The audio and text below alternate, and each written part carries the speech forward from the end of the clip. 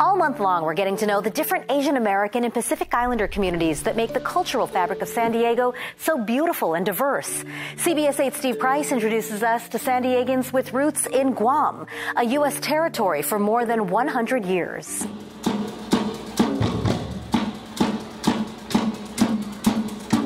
These are traditions 4,000 years in the making.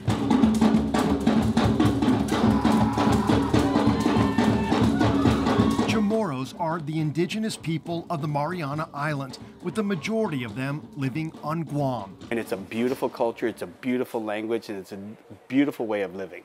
Danny Blas grew up on Guam, but then his family moved to Illinois. Coming to Illinois, I did not see, the only people I knew that were Chamorro were my brothers and sisters and my mom and dad and my cousins that would come to visit. And so I kind of lost my way.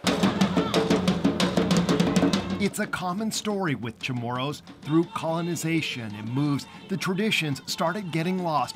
But when Danny moved to San Diego for a job in 2002, he realized Southern California had the largest Chamorro population away from Guam, including nearly 20,000 in our county. I landed in the right place to learn more about my culture. And while traditions started to fade, there was one thing Chamorro people never lost. The most friendly, most welcoming people that you will ever meet.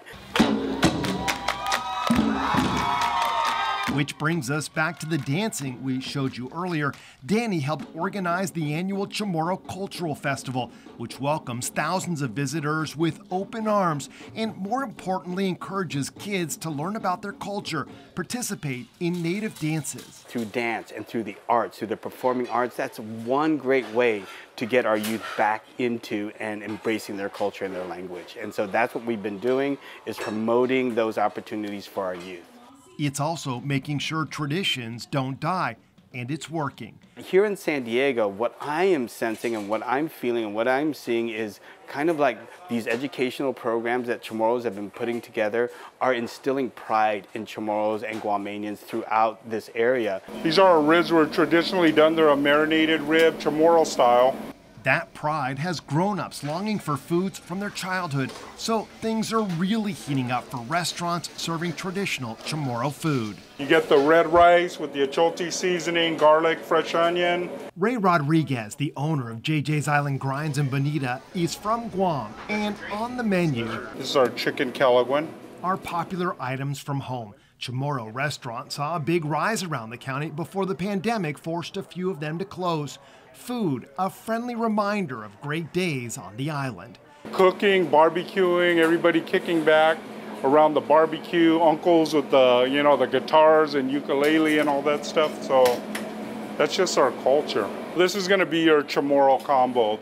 Danny set us up with Ray because food is so important in Chamorro tradition, bringing family together. My mouth is watering now, Steve, and so every time I think about our cultural food, I just think great things.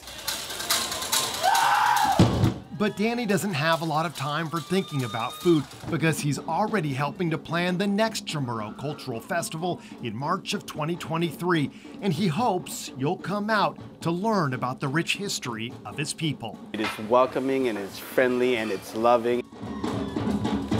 Steve Price, CBS 8.